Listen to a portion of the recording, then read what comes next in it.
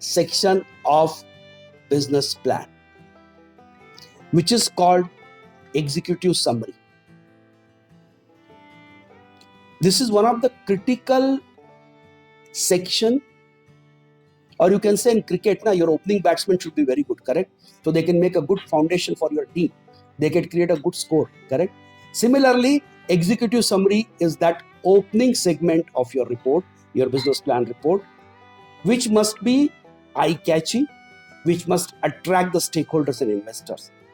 Very transparent, very clear, and it should have a great impact on the reader. 1 page, 2 page, or half page, more than sufficient. And what is the executive summary is covering exactly? It describes business and explains why it will be successful. What business I want to do and why it will be successful. You have a justification for that. There are no dreams. There are no unrealistic statements. Of course, I'm going to capture this in last slide, but in the beginning itself, I'm telling you, whatever you are putting, you should put it with proper supporting documents. What you're speaking should have a strong logical support, documentary evidences. So the first is describe business and explain why it will be successful. Second, it should demonstrate how and why you will find success. How and why are the basic questions. How you will find the success and why you will be successful.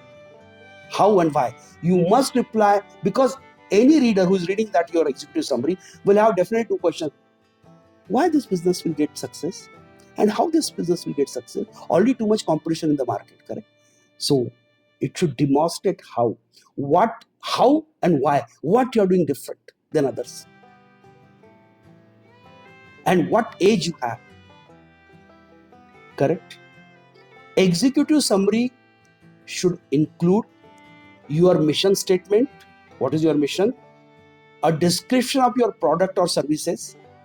It should say very clearly what you are going to produce or what you are going to provide a service model if it is a service industry. Information about the leadership team. Who is leading this organization? By name, clearly.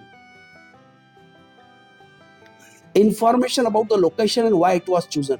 Where you are going to open your industry, where you are going to open your manufacturing premises, or where you are going to open your service-based camp. Okay. Include financial information and any growth plan. What will the investment? What are the revenue projections? Correct? How, from where the investment is expected? Clearly. And what is your growth plan? At the rate of 15%, you are expecting to grow for first 3 years.